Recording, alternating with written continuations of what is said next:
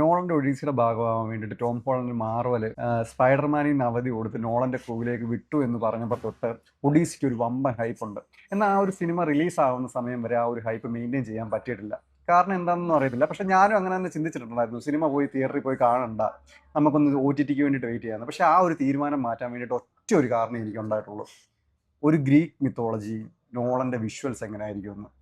ആ ഒരു വിഷ്വൽസിന് വേണ്ടിയിട്ട് മാത്രം ഞാൻ ടിക്കറ്റ് ബുക്ക് ചെയ്തു, നിഖിലിനെ വിളിച്ചു, ആശീർവാദ് സിനിമാസി വന്നു. ഈ യുദ്ധം നടന്ന് ഒഡീസിസ് തിരിച്ച് നാട്ടിലേക്ക് അയാളുടെ ഇത്തിക്കയിലേക്ക് തിരിച്ചു വരുന്നതാണ് നോളൻ ഫസ്റ്റ് ഹാഫിൽ കാണിക്കുന്നത്. ഫസ്റ്റ് ഹാഫിൽ പ്രത്യേകിച്ച് ഹൈ മൊമെന്റ്സ് ഒന്നുമില്ല.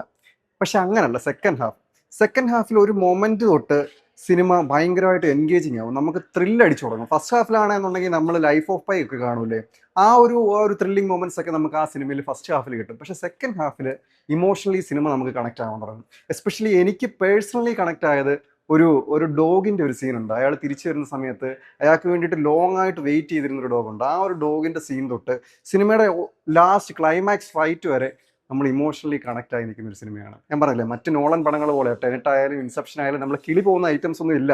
നമ്മളൊന്ന് റിസർച്ച് നടത്തി പോകേണ്ട കാര്യങ്ങളൊന്നും ഈ സിനിമയിലില്ല. ഒരു സാധാരണക്കാരന് മനസ്സിലാവുന്ന രീതിയിൽ അടിപൊളി വിഷ്വൽസിൽ എടുത്ത് വെച്ചേക്കുന്ന സിനിമയാണ്. ഒരു നോളം പടം തിയേറ്ററിൽ പോയി എൻഗേജിംഗ് ആയിട്ട് കാണണം എന്ന് നിങ്ങൾക്ക് ആഗ്രഹം ഉണ്ടെന്നുണ്ടെങ്കിൽ നിങ്ങൾ ഉറപ്പായിട്ടും തിയേറ്ററിൽ പോയി കണ്ടോ. നിങ്ങൾക്ക് ഡിസപ്പോയിൻമെന്റ് ഉണ്ടാവില്ല. എന്നാൽ ഒ ടി ടിക്ക് വേണ്ടിയിട്ട് വെയിറ്റ് ചെയ്യണമെന്ന് ചോദിച്ചാൽ യെസ്, ദാറ്റ്സ് അപ്പോൺ യു. എനിക്ക് പക്ഷേ ഇതൊന്ന് കാണണമെന്നുണ്ടായിരുന്നു, ആ വിഷ്വൽസ് ഒക്കെ ഒന്ന് എക്സ്പീരിയൻസ് ചെയ്യണമെന്നുണ്ടായിരുന്നു.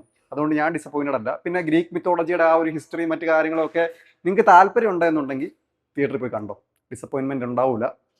അപ്പം see you until next time.